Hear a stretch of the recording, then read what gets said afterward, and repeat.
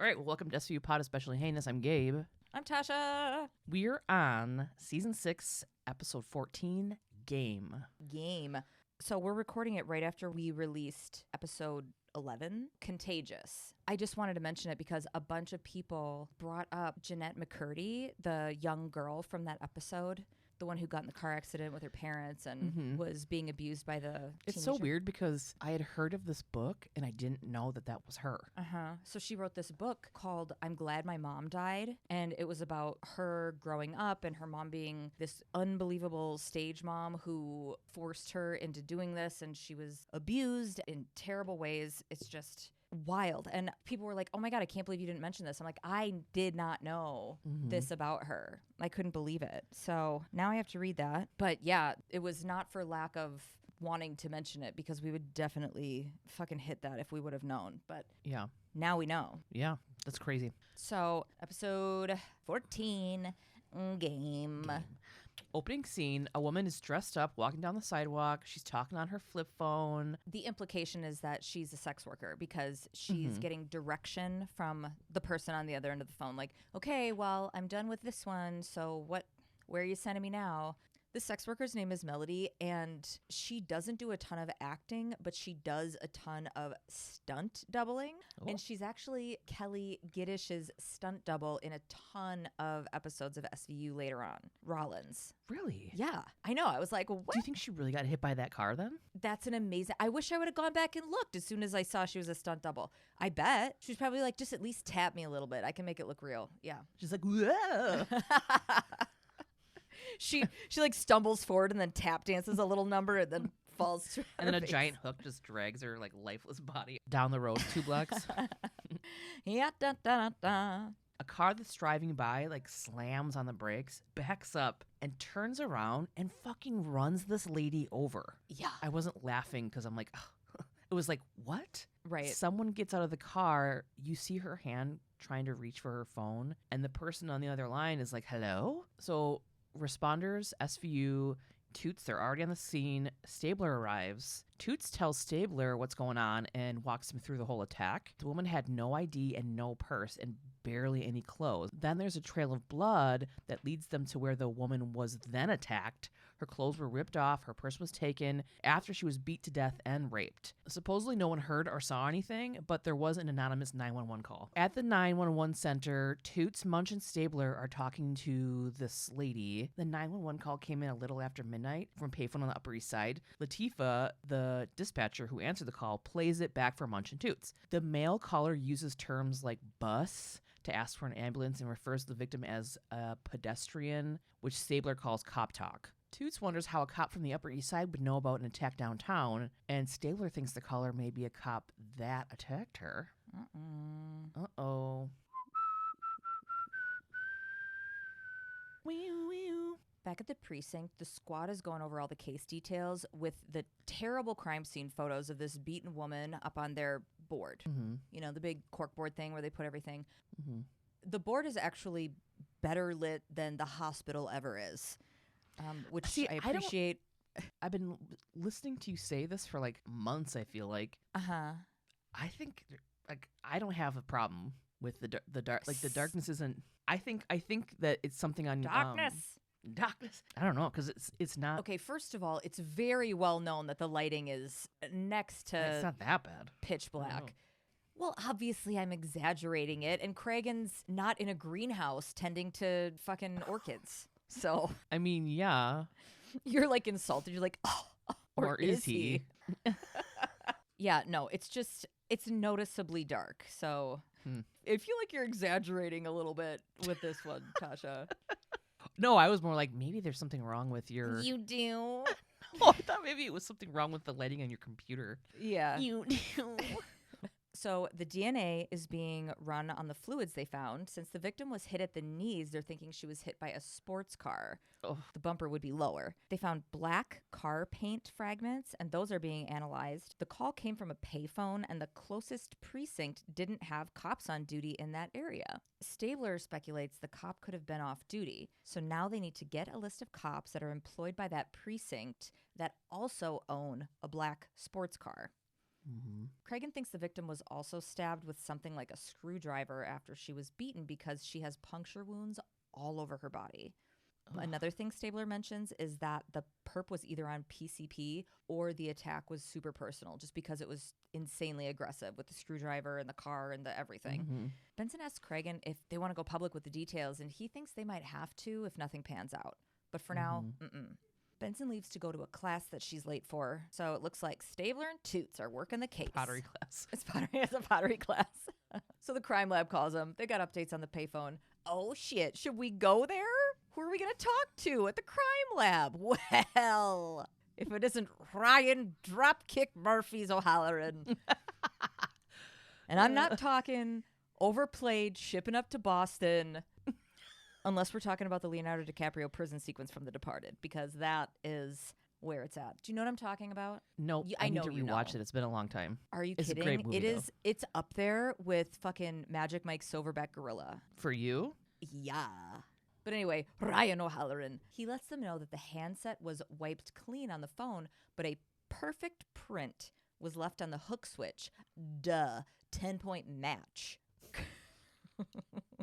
I know. The crime lab was able to trace the print back to an NYPD officer, Tony Nazardin. Back in Cragen's office, Toots, Stabler, and Cragen meet with Nazardin's lieutenant. Stabler tells Cragen that the lieutenant is covering for her officer with some national security assignment bullshit. She tells them that if the feds find out he made the call and broke his cover, he's going to lose his detail. She claims the officer didn't see anything happen. Toots catches her little, I see what you did there with that word. Okay, so he heard something then? He didn't see it, he heard it? She's super assertive, saying, listen, I'm sorry about your Vic, but I've got a bigger picture I'm dealing with, guys. Period. And Stabler whips out pics of Melody's body in the street and says, please, just let us talk to Nazardin. Look at what they did to her. And to me, this is so dumb. First of all, yes, it's bad. But all of the cases that they deal with are awful and horrific, right? Secondly, this hardened police lieutenant who has seen just as much shit as you guys, at least this kind of level shit, was sitting on a hard no. And one photo of that, it's one photo that primetime viewers in 2005 are allowed to see. And Stabler is pulling a Princess Leia, help us, Obi-Wan Kenobi, you're our only hope. That changed her mind from absolutely not to, this is national security to, okay, like, whoa. Oh my God, is that blood? Oh. So yeah, she agrees to let them talk to Nazardin, but Cragen has to agree that anything from Nazardin has to stay private and cannot be used in trial. And Cragen agrees. I don't think that agreement is going to fuck with Novak at some point. I think it'll just move right along. Smooth. It's going to be great. Sailing. Wink. The lieutenant tells them they are watching a crooked businessman who wires funds to the Philippines to support terrorism under the guise of charities. They go into the surveillance room and Stabler begins to ask questions about what this fucking guy has to do with his victim. Nazardin says that the businessman's phone is tapped and they recorded a call with one of his, quote, employees. Nazardin plays the call. It's the person that the victim was on the phone with. You can hear the woman talking to the guy, and then you hear the car hit her. The perp gets out, grabs her phone, and then speaks to the business guy and says the victim, quote, can't come to the phone right now. She wants to play with us, then hangs up. So Toots thinks Melody is a sex worker, and the dude she was on the phone with was her pimp, who didn't do shit for her, like didn't call it in or anything.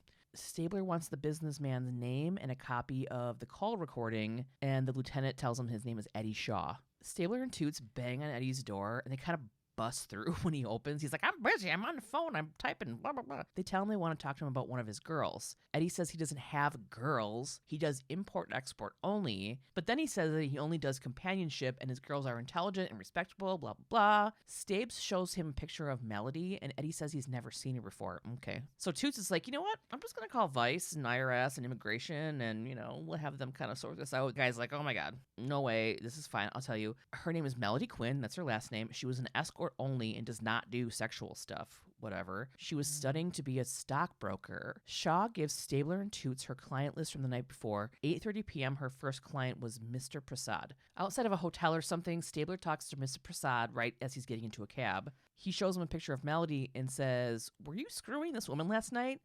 And this dude goes, she was in my apartment. So Stabler wants a DNA sample because they're trying to fucking weed everybody out. Cut to Toots talking to an older guy. He says, "Oh, don't tell my wife. She was out of town last night and I gave in to temptation. Just once." And Okay. Toots is like, "Oh, really? The agency says you're one of Melody's regulars. Weird." Weird information that was super simple for us to find, along with your address and that you were with her last night. Okay. And like nobody cares. Just tell us shit. Right. Cut back to Stabler with the next client. We're not going to make you sleep on the couch. Oh my god, I love you so much. You're not in the doghouse with me. Woof woof. Oh, whoop whoop. Cut back to Stabler and the next client that she was with. He says that he hired Melody for a dinner date. They didn't have sex and he didn't break the law. Stabler tells him that Melody is dead, and since he's the last guy she was with, his DNA is going to be all over her and it will probably prove that he murdered her. Immediately, he admits to having sex with her, but tells Stabler that she was alive when she left his place. Stabler asks him what kind of car he has, a fucking Lincoln Navigator. It's a big SUV. Right. Now we go to Cragen, Toots, and Stabes doing a precinct walk and talk. The boys go over the up-to-date deets. Just you're disappointed in yourself. In myself. Okay, so none of the clients had a sports car. DNA is still being run, but they question if she was raped based on her job as a sex worker. Come on. It doesn't mean she wasn't raped. Yeah. It just makes it harder to prove.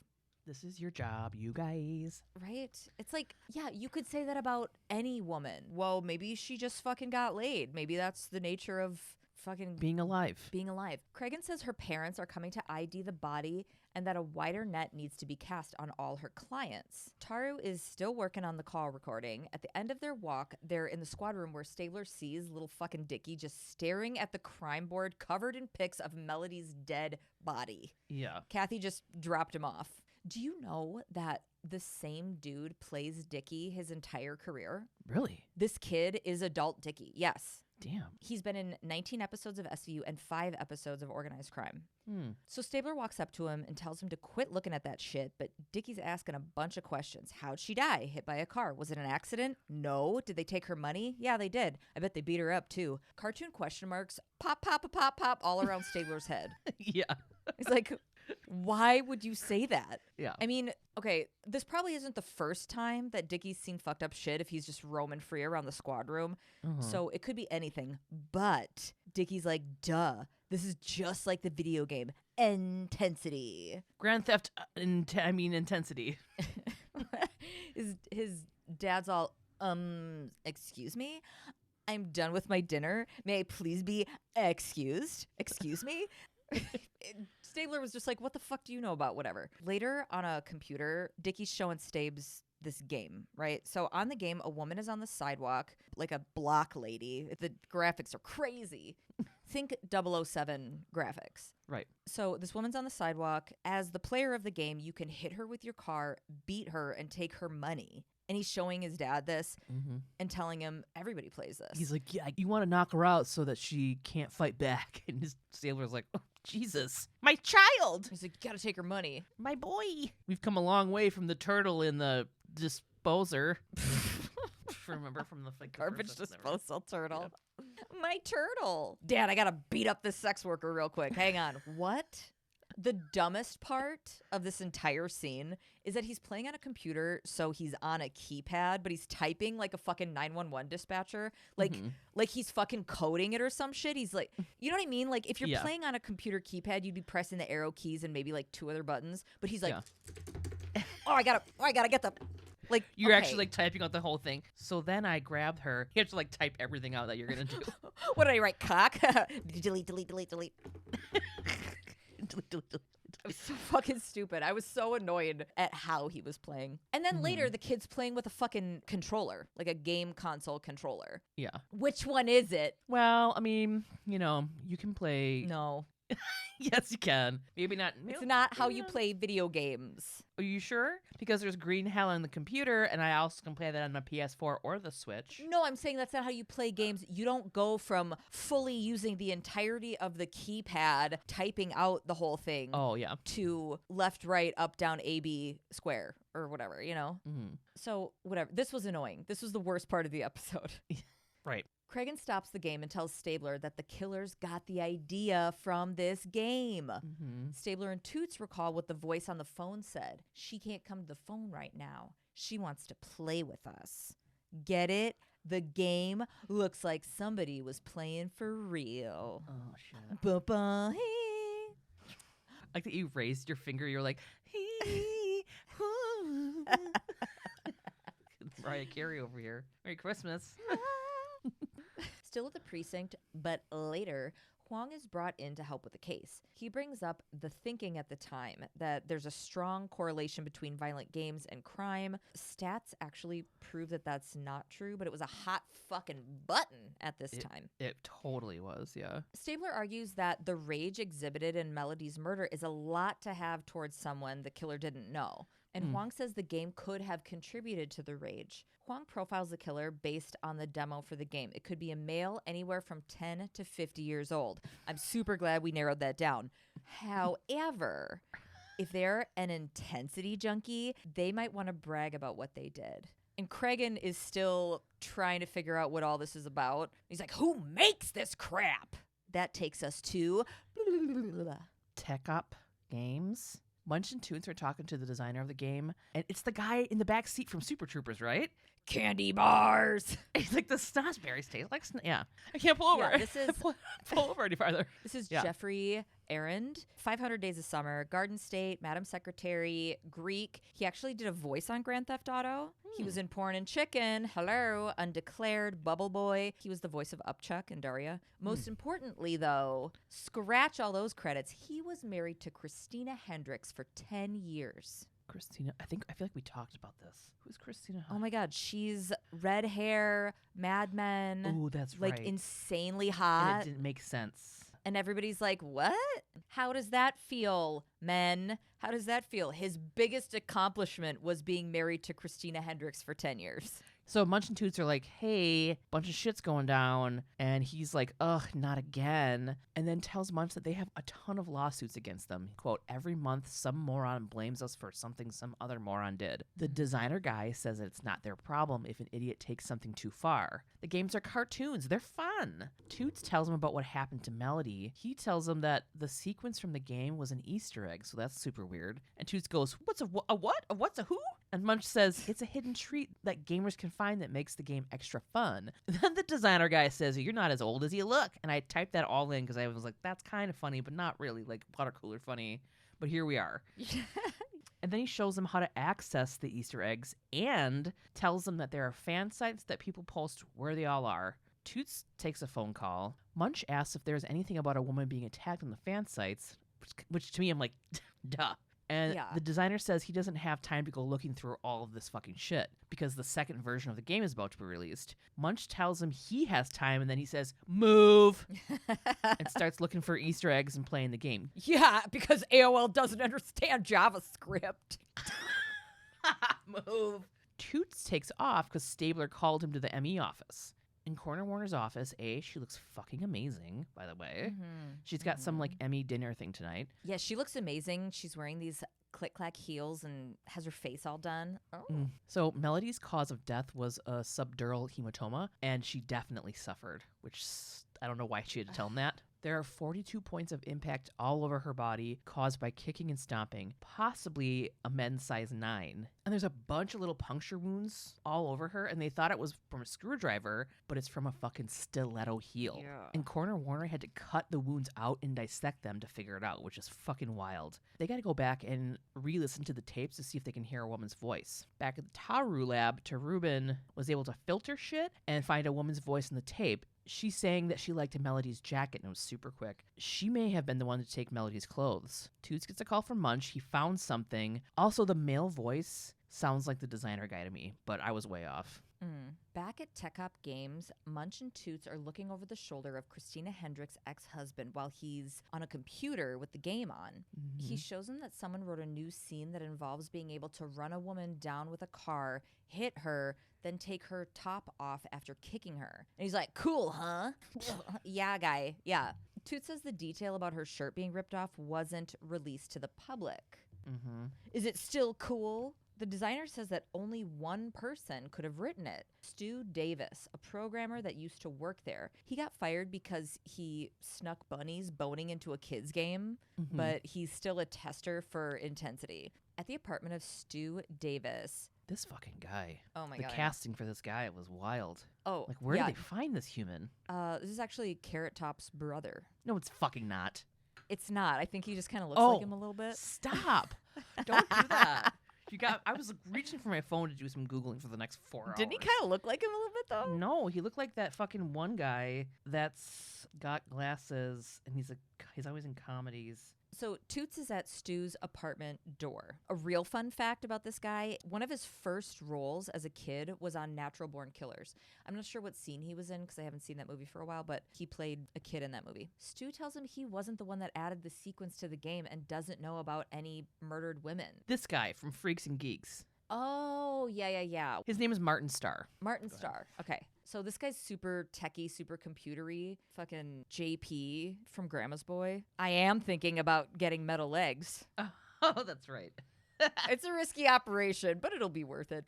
Do you know that Grandma's Boy has like a super low score on Rotten Tomatoes? Like really? 15%, like 10 or 15%. Yeah.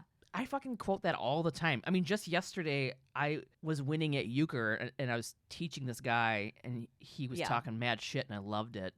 And I know exactly what you're going to say. I trumped him. Yeah, and I said, oh my God, new high score. What does that mean? Did I break it? And I trumped this thing. Is that what you thought I was going to say? Yes. Yeah. That's your favorite line. It is. You know me so well. So Stabler shows up to Stu's apartment. He's got a bunch of cops and a warrant to search the apartment and computers. He comes up with the warrant. He's like, hey, Stu, that's a great outfit. How much do clothes cost in the Matrix? No. You would if you had robot ears. He pushes the door open and walks in. Cut to them going through everything. Stu's on the couch, just pissed. They find an email from someone telling Stu to check out the article about Melody's murder. It's just like the game, except the email also says, quote, cops held back, chick was half naked, how about a game update, LMAO.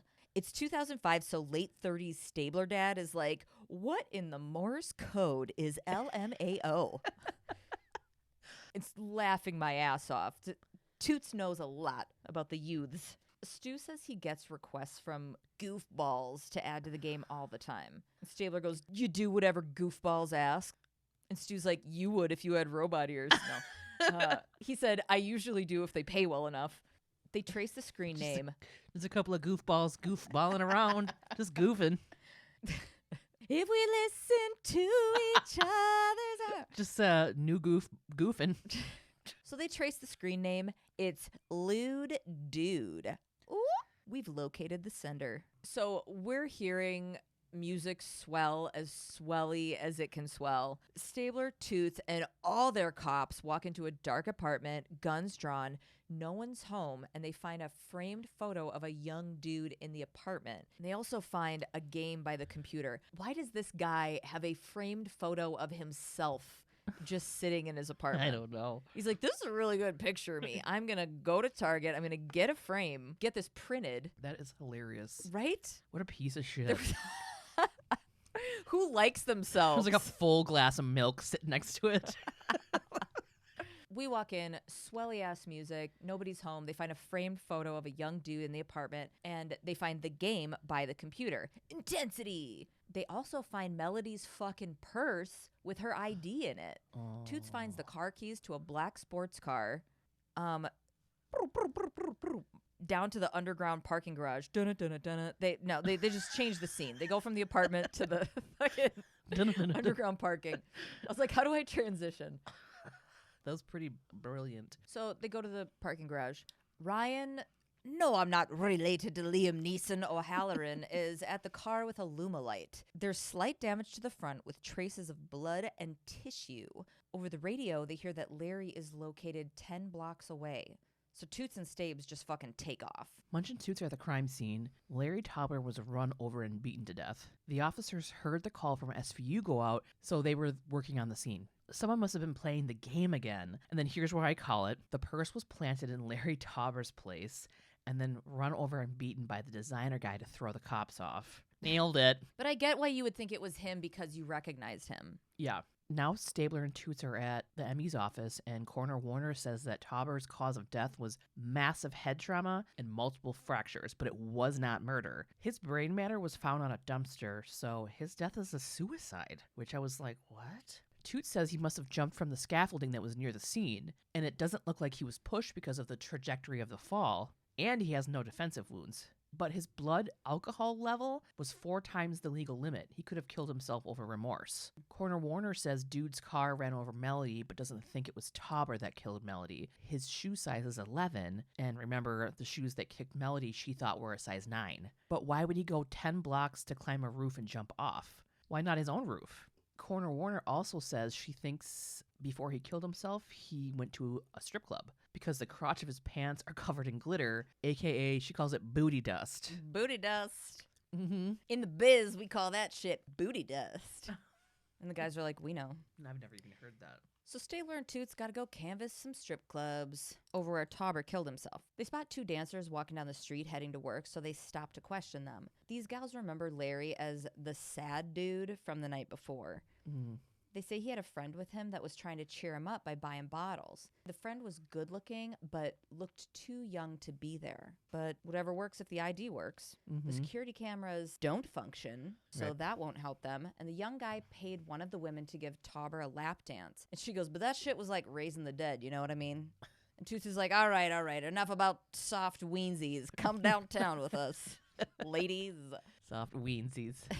They need these gals to chat with a sketch artist. In the precinct, as the women are with the sketch artist, realizing that they didn't need to describe the guy's dick, they need to describe his face.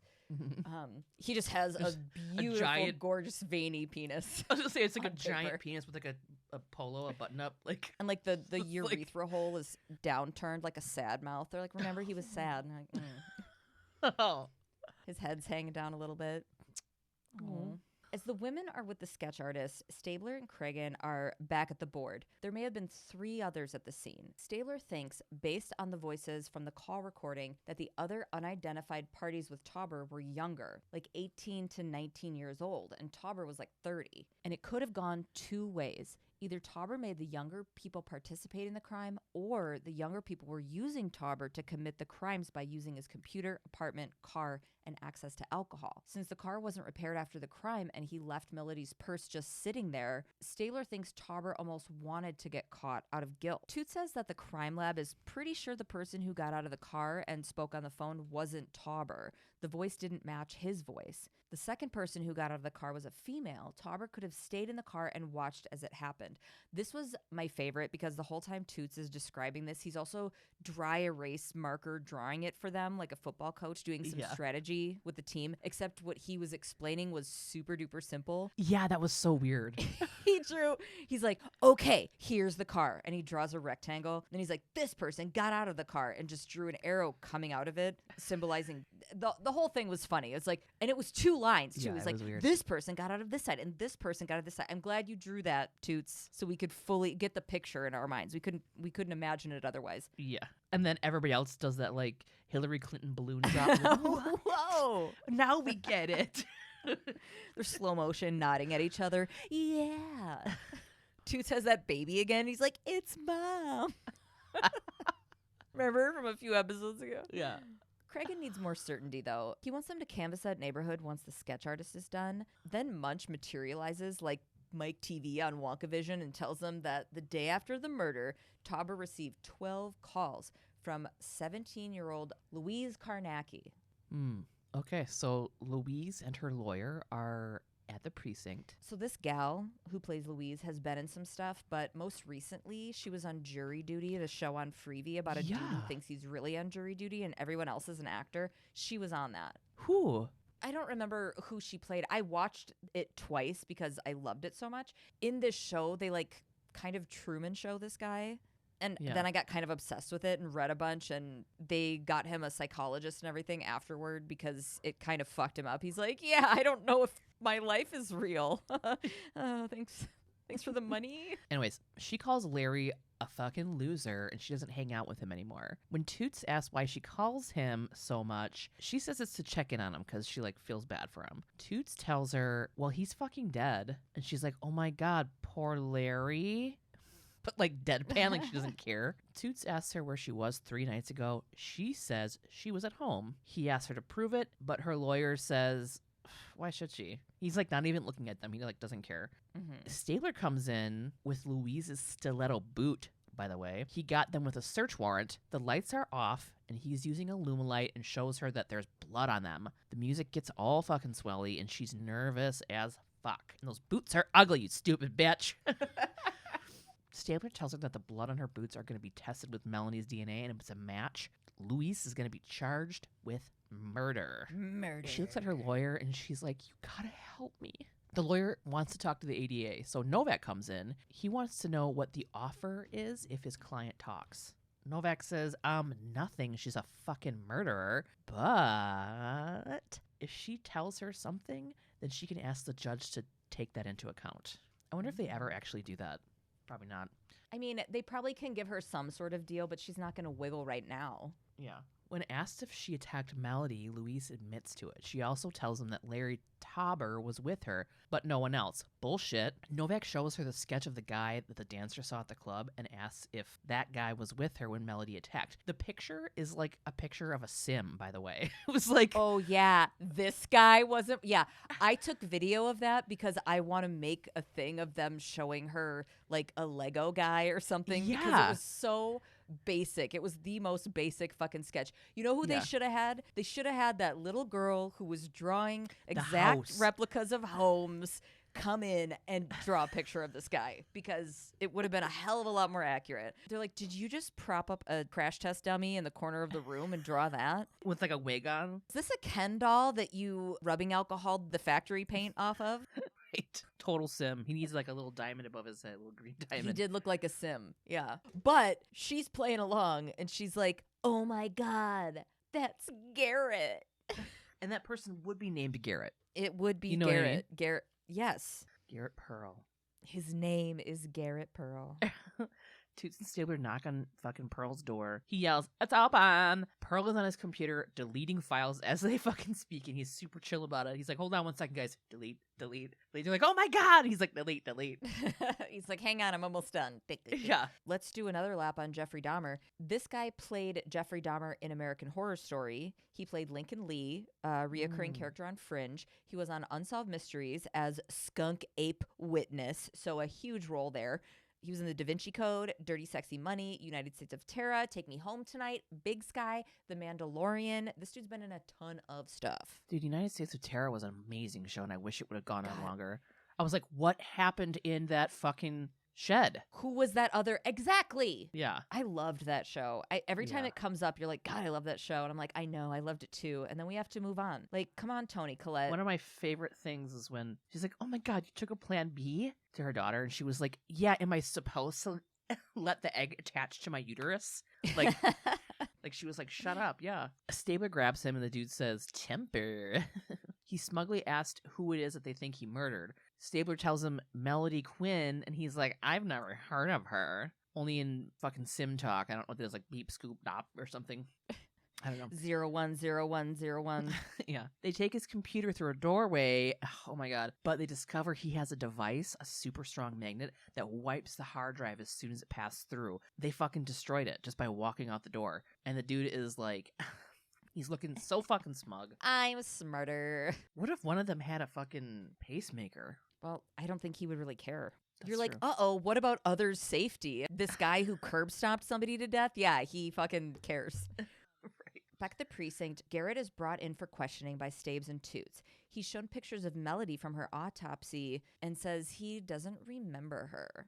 They recount the murder for him, and he's like, yeah, whatever. He recognizes Stabler's Marine tattoo and asks him if he killed anyone. Then asks Toots if he was a gangbanger before he was a cop. Ugh. Jesus, that's pretty fucking racist. I know. I almost went off on it, and I'm like, this guy, again, he's like, I don't care that you're showing me these pictures of this murdered woman. Shrug. So, Right. like, him being a fucking douchey racist is... Yeah. Both of the cops just eyeball the shit out of him. They're like, "Ugh, God, you're so fucking annoying." And they're correct. Then he says he often wondered what it was like to kill someone. But he didn't kill Melody, so...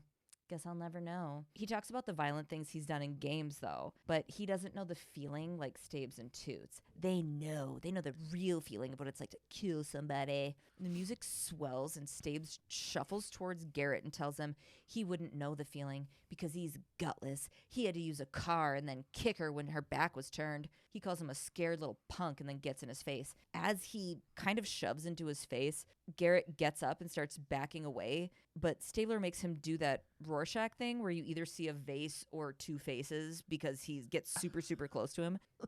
And Stabes goes, to really kill someone, you have to look in their eyes to see their fear. And then Garrett turns into that kid getting sprayed by the hose in Billy Madison. Who are you? I don't even know you. Go away, mister. Stop it. Stabler turns to Toots and tells him they don't need this little freak because they already have their witness. Garrett says Louise is a liar and Larry was the one who fucking did it. Then the call recording is played for Garrett. He hears his voice and his face changes. Oh, where did you get that?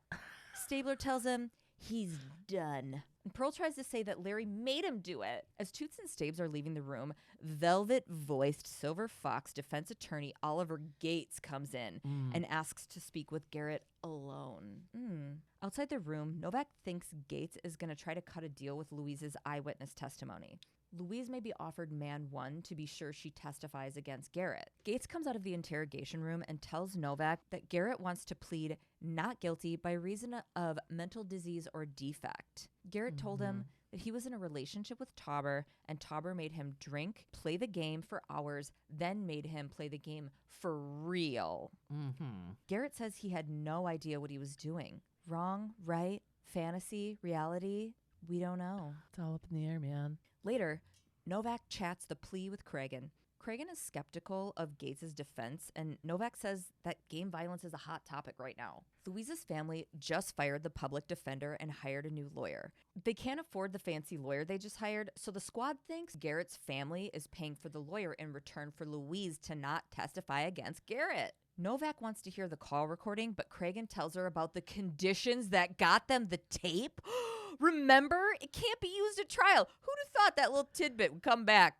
Come back for us, you guys. Who'd have thought? Uh-oh. Not me. Novak's mad. She's like, what? That's the strongest piece of evidence. How crazy that we can't use that. You're making me work more.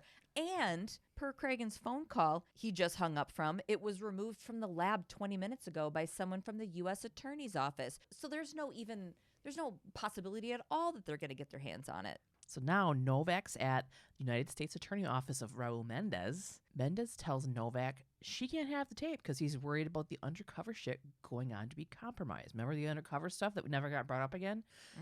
Novak tells him that handing it over won't have a negative effect on the ongoing operation, but Mendez can't risk that shit making front page news. Novak says terrorism in the news is more important than two psychopaths walking free. And Mendez is like, yeah, bro. Yeah. And NYPD needs to get off their asses and find more shit, find more evidence, whatever. 9/11, you ever hear of it? We're in New York. Yeah, we're in the Rockies. So Stabler jumps out from behind Novak. I didn't notice him. He jumps out of her pocket and says that Shaw, remember the guy that was like, I import, export, don't call Vice? He's not a vital target. He's a fucking, quote, sleazy joke. Novak leans in and says, I need that tape, Raul. Mendez tells Novak that she can't have the tape because there is no more tape. Fuck. I wrote fuck really big, too, at the end of that. This is probably where I started getting really into it. Back at the precinct, Novak is talking to Stabler and Wong, and she's worried about how she's going to win this case without the tape and no deal from Luis. She's got nothing, dude. Stabler reminds her that the ME's office evidence links the two perps to the case, but Novak says that the insanity defense from Gates will trump the physical evidence. Huang offers to analyze Garrett and Luis to find out if they were innocent pawns or cold-blooded liars. Or hot-blooded liars, who knows? Who knows? Huang interviews Louise and Garrett. First, he's with Louise. He asks her how many hours they play video games, and she tells him that they play games for like 5 to 6 hours a day. Week. She says she played for 18 hours once. Cut to Huang with Garrett. He tells Huang he doesn't notice if he stops to eat or drink. He doesn't feel the need. You know what? I'm like that when I'm tattooing. Like, I'll go the entire day not going to the bathroom, and then I get home and I'm like, oh my God, I gotta pee. Mm-hmm. Garrett says when he's done playing, he feels like king of the world, like Jack on the Titanic. And then he plays again once he's done with the game. Oh my God, Tauber's Billy Zane. Totally. If we believe Garrett's story, he is. Back to Louise. Huang asks her if Larry minded her and Garrett being around so dang much. She laughs and says that they were the best thing that ever happened to Tauber. Garrett tells Huang that Larry liked to watch Louise beat other women in the game and in person, that it turned him on. It was the closest he got to having sex with Louise, and that she kind of got off on it too. Louise tells Huang that Garrett wanted her to tease him. She wasn't interested in Larry at all. Her and Garrett have sex, and he's crazy about her. That's what she's saying. Yeah. So, do you and Garrett bone? She's like, yeah, like all the time, and he loves it. Yeah, he totally is into it. Cut to Garrett. He says the game was better than sex. The rush is more intense. The rush is what gets him. He says that driving 120 in the BQE at 2 a.m. is the only rush that beats it. And Wang's like, that's pretty dangerous. No doy, Wang. I fucking hated this whole thing. I know. He's like trying to sound cool. Oh my God, he sounded like the biggest fucking teenager. Right. Yeah, just putting the pedal to the metal on the fucking whatever. Yeah. And Huang's like, oh yeah? How fast do you go? Like 120 miles an hour. Like, Yeah. like 120 miles an hour. Yeah. In your Hyundai Sonata. Right. Fucking Garrett. Idiot. That's it. I'm taking the fucking ladder out of your pool, motherfucker. You're drowning in there. You sim piece of shit. Okay. Taking the ladder out of your pool. Oh, fuck. And then Wang's like, what happens with the other drivers? And the dude's like, they get out of the way. And Wang says, what if they can't? And this guy laughs and he's like, oops. What a fucking barf face. I just hate this. Like, He's actually played by a pile of barf in a Ziploc bag. yeah. It is so jiggly. And he talks. There's like squiggle lines. He's like, 120 miles an hour. Oops. I don't care about anybody else's safety, not even my own. I don't like having sex with that girl. But I'd rather play my... But I'd rather play my video game. She's like, that fucking sack of barf loves to fuck. So into me. That barf sack loves me. He's like, I don't give a shit. I just need my GameCube. What? I'm gonna play the fuck out of Harvest Moon on this GameCube. I'm fucking crushing this fucking candy so hard. Picking bananas in my field is what gets me hard.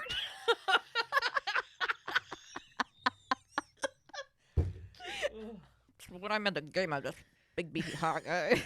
Sometimes I can forget I'm just a sack of puke.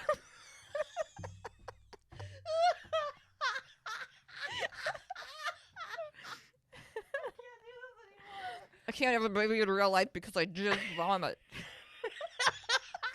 You say I jizz vomit or I'm just vomit?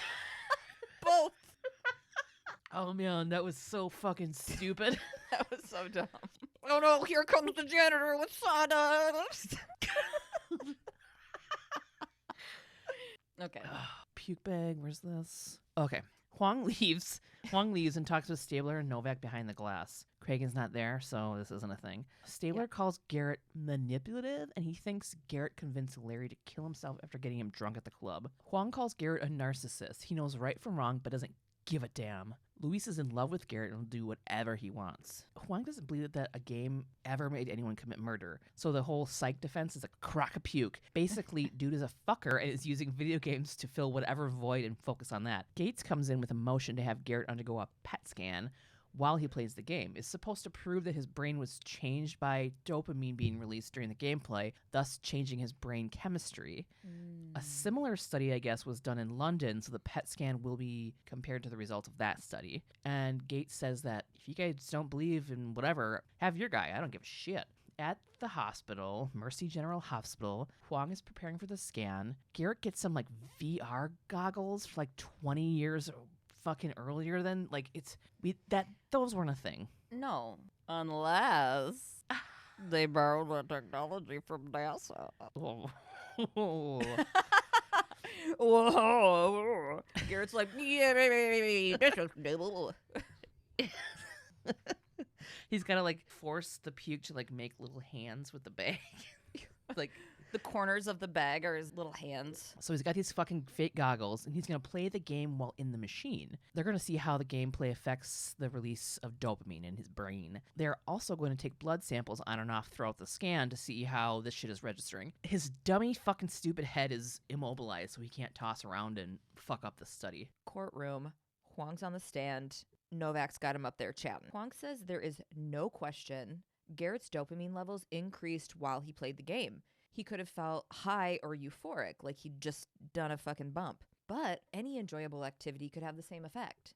So now Gates gets up to question Huang. Isn't the release of dopamine what makes a drug like cocaine so addictive? He said cocaine so goddamn hard. I caught that too. Huang tries to explain the difference, but Gates keeps talking over him. Huang doesn't believe that video games are a cause of violence on their own. Gates brings up a doctor who compared violent video games to military battlefield simulators. Huang, who could argue this shit in his fucking sleep, goes, it's a lot more complicated than that. And Gates, he was almost like cranky, goes, why? Did you catch that? Why? Well, sweetie, there's a difference between cartoon violence and violence in real life, okay? Gates asks if the game is what gave them the idea to kill Melody, and Huang says yes, which proves Gates' point, but Gates is just bulldozing him. Yeah, he's like, yes or no, yes or no. And you're like, well, no, it's not that. This other part goes with it. Like, this shit is not fucking black and white and yes and no, and I fucking hate when lawyers do that shit. He's completely bulldozes him to get the answer that he wants, which is yes, and he's done questioning now. Later, Garrett's on the stand, and he's telling Gates that he'll never forgive himself for what he did. He hangs his head and gives a dramatic cry sniffle. Novak gets up to question him and kicks it off by being my favorite kind of bitch. And she goes, do you want to take a break, Mr. Pearl? You okay? Do you need to take a break? And he's like, no, I'm okay. She's like, cool, awesome. Because I was like super concerned. Your puke bag was leaking and I was kind of worried. So they proceed. He says he didn't know what was real. He thought he was playing the game when he was killing Melody. Novak wants to know how he didn't know that he was in real life versus playing a video. Okay, I'm not even going to go down that road. It's stupid. He says that everything was like the game. When they saw Melody, Larry told him to, quote, get the hooker, and was yelling at him to kill her. The swell of music busts the double doors of the courtroom open and carries us all out to sea as we bob around. Garrett saying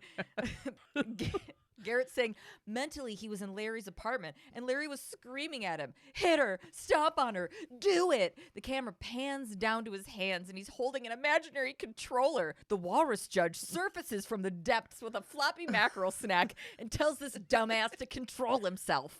Garrett calms down and says he wishes he was brave enough to stand up to Larry, but he wasn't. Shut up, puke bag. Just a sack of PB.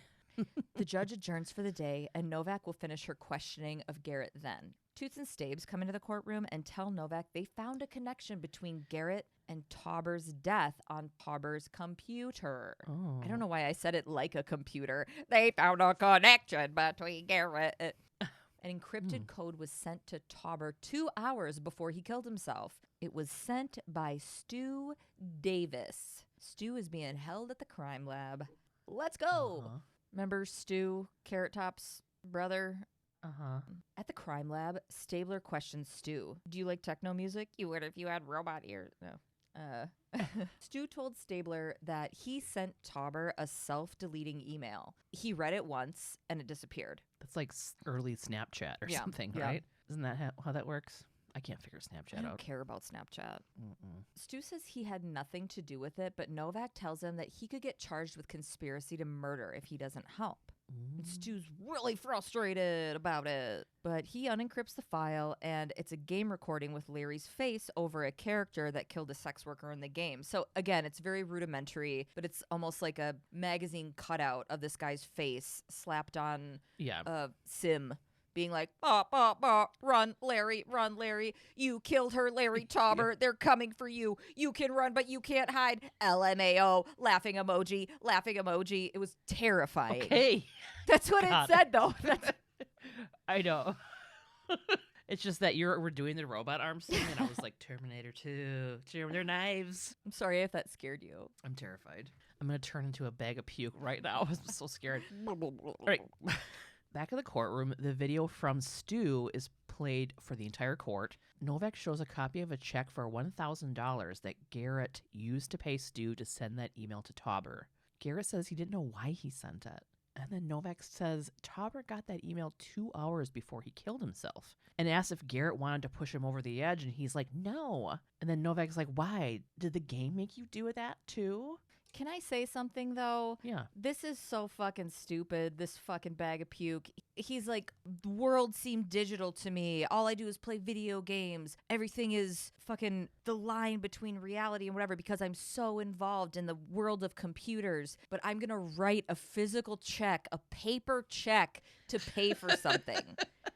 I thought it was fucking nuts. No, it is. It is. They're like, is this the check you wrote to Stu? In the memo line here, it says, for the blackmail of Larry Tauber, right here, this. Yeah. Little memo, yeah. So Garrett calls the email thing just a fucking joke. Novak's doing her like, I'm asking a ton of questions, pushing him into a corner. And then he's like, you're confusing me. And she's like, bro, you're not confused. You were worried Tauber was going to turn you into the cops. So you preyed on him till he fucking killed himself. You stupid puke bag. Garrett then gets fucking pissed when she asks him to explain what LMAO means, and then asks him if it's laughing his ass off. He gets mad and says that she's a joke, and the whole dang case is a joke. She's like, LMAO, are you laughing your ass off, Garrett? And Stabler's like, I knew what that meant. I looked on Urban Dictionary, and it means laughing my ass off. Yeah, well, I'm Garrett. Raffle, okay? I'm rolling on the floor laughing. That's right. I understand slang, young people. All I gotta say is SMH. Shaking my head. Did you get that? BRB. I have to go I was just gonna say BRB. BTW? You suck. I bet you thought this was NBD, but that's not the case, is it, Garrett? It's a BD. It's a real BD. It's a RB. It's an RBD. RBD. Real big deal. We sound so fucking old. I know. Gates is giving his closing remarks. He tries to put acts of violence on desensitization caused by video games. It's super lame. He also tries to tell them that Garrett and Luis were fed ideas to commit murder by the game, and they're not guilty. You're such a pile of shit, too. Are you a gallon-sized bag of puke? Gates? Are you his dad? Now Novak is doing her closing remarks. She says that it's true that the idea to kill Melody came from a game, but says that people get ideas from other forms too, like books, TV, life, from everywhere. But acting on them is a whole different thing. She says that, quote, real people ran over a real person and beat her to death. Melanie Quinn felt real pain and bled real blood, and she died a horrible and lonely death. It was not a game. The taunting of Larry proved that Melody's murderers knew what they were doing and it was real. The game can't be used as an excuse. Later, the judge finds Garrett and Luis both guilty. Garrett's fucking laughing. Luis is crying. And then he yells at her to shut up and then points his finger at a gun and he's like, bang, bang, you're dead to her. Ugh. And she's like, what in the fuck? He then tells Novak that the game is over and she won. He's then led away. Okay. Stabler's at home. Dickie's playing hockey on his little Nintendo Cube Switch 64 or whatever the fuck. Stabler tells Dickie about the case and then talks to him about playing video games all the time. We can play other things like cards or board games or just talk to each other, which is just, this is the lamest thing a parent can say. Why don't we play cards? You want to play War? You want to play King's Corner? What can we play, Dick? I don't know, Scrabble? Yeah. Dickie's like, all I've ever wanted is for you to engage with me. Yes. Anything you say, I'll do right now. let's play Monopoly for 5 hours or until someone cries, whichever comes first. I love you, Dad. Or until you get a phone call in 30 seconds. Somebody hits your pager and you face palm me and run out the door again. Aww. Also, he has like 6 kids. Why is only Dickie there? Where are all your fucking kids? Dickie's like, yeah, let's talk. Aw. Stabler tells him about the turtle in the garbage disposal in the first season, and Dickie moves out and never speaks to Stabler again until he comes back after Kath dies. Toyota! You know what's crazy? This episode's closed captioning was not brought to us by Toyota Get the Feelin'. It was brought to us by Caption Max, which we're not going to convert to. We're Toyotans at the end of the day. Caption Max. Caption Max. No, yeah, it doesn't sound No. right. If it's not Toyotathon, it doesn't exist. It's the only holiday I celebrate. How dare you celebrate, or however that goes. How dare you wish me a happy Honda days when you know my family celebrates Yeah. Toyotathon. This actually happened after. This is like life imitating art because this happened after this episode. Mark and Susan Petrick were raising their 3 kids, Heidi, Holly, and Daniel, in Wellington, Ohio. Population 5,000. It's another small Midwest town story. Mark and Susan had been married for 20 years. Susan worked at a nursing home, and Mark was a minister at an Assembly of God church. Daniel, their youngest, was born on August 24th, 1991. He was known to be fun, friendly, active. He did okay in school and was just generally a nice kid. At 16, when the family was on a ski trip, Daniel had an accident injuring his spine. He also got a serious infection from that injury, and as a result, his life was at major risk. Holy shit. Yeah, they were hardcore scared for like a minute, and he spent the better part of the next year recovering at home. God, what kind of accident was it? It was a ski accident. He got a really bad spine injury. And it just like got an infection and it just, yeah. Yeah, it was not great. So he spent nearly a year just sitting at home for the most part, filling his time with video games. Like, he would play video games for 8 hours a day. His favorite game was Halo 3. So Halo 3 is a... Fuck yeah. Dude, What? Yeah. House, dude, he had a projector and we would play fucking Halo 3. But yeah, it was great. So in case you don't know this, it's a first-person shooter game and you're a military guy going around killing aliens and shit. Mm-hmm. It was one of the many games that had parents up in arms at the time. Others included games like Call of Duty and Grand Theft Auto. For a while, Daniel would just go to a friend's house to play because that was the huge game with him and all his friends. He wasn't allowed to own it because his parents were super against violent and explicit video games. Eventually, in October of 2007, he asked his dad if he could buy it because he'd been playing it all the time, and his dad said no. So Daniel goes out and buys the game anyway, and almost immediately gets caught playing it at his house. His dad took it, put it in the locked safe where he stored his handgun, and was like, "That's fucking it, dude. We're not doing this." Yeah. The safe that his dad put it in had a set of keys that opened it, and Mark had them hidden, so nobody else could access it. So this whole thing happened. Obviously, this kid's a teenager. There's a huge fight. It ends with Mark and Susan putting their foot down, stop the gaming or get out, and Daniel chose to leave. He stayed with a friend for a short time playing Halo 3 for up to 18 hours a day. Holy shit. And I think it was only a few days because after a short while, his buddy's parents were like, "Dude, you got to go home." Yeah. How old is he now? 16. 16, okay. Back at home, it was still a hell no on any of this Halo 3 gaming shit. Mm-hmm. On Saturday, October 20th, 2007, Mark and Susan's oldest, Heidi, and her husband, Andrew, were going to come over later that day so they could all watch the Cleveland Indians play the Boston Red Sox in the championship. Mm-hmm. They were to come over at a set time. At one point in the later afternoon, before they were coming, Daniel walked into the living room behind his parents as they sat on the couch and said, "Would you guys close your eyes? I have a surprise for you." Daniel stood behind his parents, and as they closed their eyes, he first shot his dad in the back of the head before shooting his mom 4 times, hitting her 3 in the chest, her right arm, and head. Holy shit. Daniel had searched the house until he found the safe key and gotten the gun and his game. As his parents laid there, Mark still conscious, Daniel put the gun in his dad's hand, saying, "Hey, Dad, here's your gun. Take it." Just then, Heidi and Andrew, who weren't due to come for another 2 hours, were at the front door. Daniel answered and told them they shouldn't come in because Mom and Dad just had a really big fight, but Heidi could hear moaning in the room behind Daniel. So she pushed her way in and found her parents covered in blood. Oh my God. Daniel was able to pick up the gun again, I'm assuming to shoot his sister and brother-in-law. Oh my God. But before he could do anything, Heidi's husband wrestled it away from him. Daniel took off out the door and drove away in the family van with his copy of Halo 3. Oh my fucking God. How have I not heard of this? I don't know, dude. This is crazy. I know. He was caught very soon after, just after 7 p.m. As he was being arrested, I've seen video of this, he's sobbing and yelling that his dad shot his mom and then shot himself. Wow. Back at the house, Susan had died almost immediately, but Mark was still hanging on and was rushed to the hospital where he was put into a coma. Meanwhile, Daniel's at the police station telling his story. Quote, I was sitting in my room and then my dad was just yelling, just screaming at my mom. My dad walked into his bedroom and then walked back out, and then I heard a gunshot. I ran out there and my mom had been shot. He pointed the gun at me and then said he was sorry, and then he shot himself. After spending 2 weeks in a coma, Mark woke up.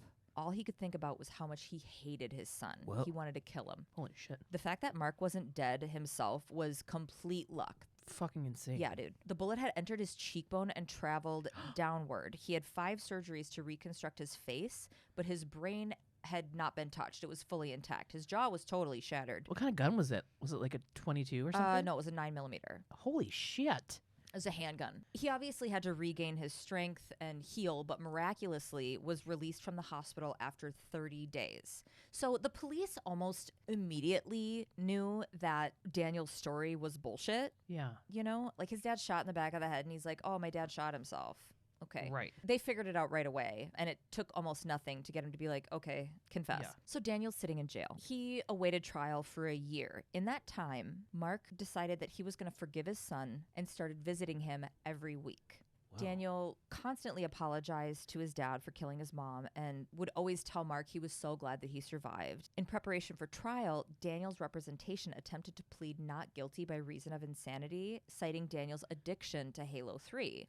They claimed it had detached Daniel from reality. So, like, one of the things they were saying, you know, in the game you kill these aliens, but their death isn't final. They come back. And that's what Daniel believed would happen when he shot his parents. Yeah, they like respawn, or thought they were gonna like respawn. Yeah.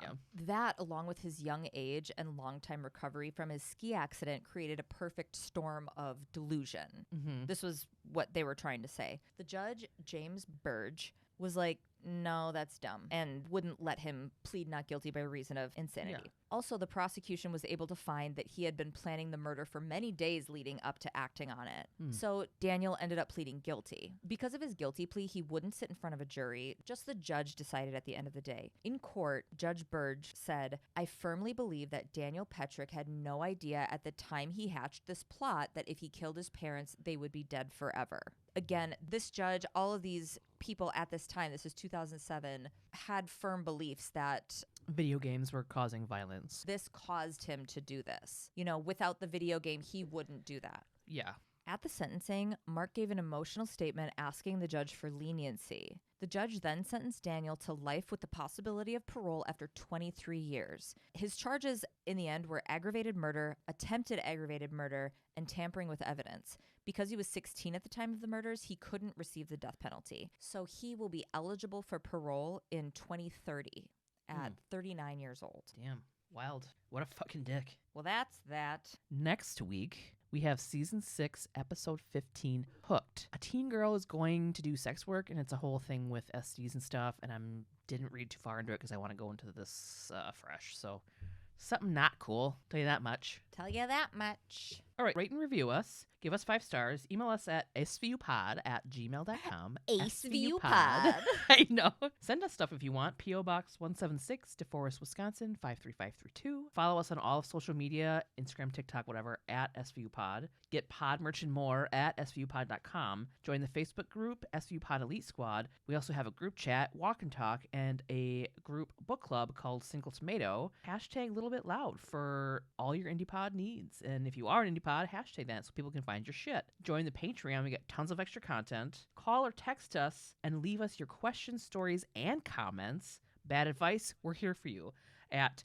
1-920-345-7005. Again, 1-920-345-7005. Yeah. Love you, bye. Love you, bye. You kids think you're going to come into my cottage and leave? Get into that oven. Yeah. Okay, so they find the sender. I really had to hold back from doing it. I didn't. Yahoo! Ugh. Nope. What did you just get your first pube? Your like voice cracked like a little boy. I've never had a boner before. I can hear this plow around by the stairs, and he's probably just like, what the fuck? But just hears me. Just he hears like, me going, Yahoo! Is that your first pube? He's like, is she fucking with me? To our Elite Squad patrons, Nikki M, Marisa M, Rebekah D, Elke H, Tricia S, Emily T, Katarina G, Mary D, Joshua H, Lem, Sonja W, Eliza W, Nikki B, Kaylan B, Melanie G, Andrew, Miranda B, Lauren T, Katie A, Kate H, Vanessa, Lax, Shelby K, Mallorie G, Bonita R, Maren, Ursula, Catherine M, Kate P, Jessica S, Danielle W, Jana M, Tammy J, Bear, Sam D, Nisha G, Nada M, Mac, Meg M, Casey, Abby W, Alexis J, Caitlin S, Christina D, Camille Z, Maggie D, Cian, Jessica P, Zana J, Madison H, Emily. Whoa, whoa, listen to the music. Whoa, listen to the music. Victoria, Scout G, Melissa M, Desiree R, Lexi Y, Drew B, Monica K, Katie S, Brenna T, Andrea M, Tash, Jenna Al H, Andrea H, Nikki R, and, well, as I live and breathe, is that Aunt Sarah? Aunt Sarah over there? Oh my God, she brought a casserole. Oh my God. I can't believe she came. That's so exciting. I thought she was still fighting with Uncle Chuck. Do you have an Uncle Chuck? No.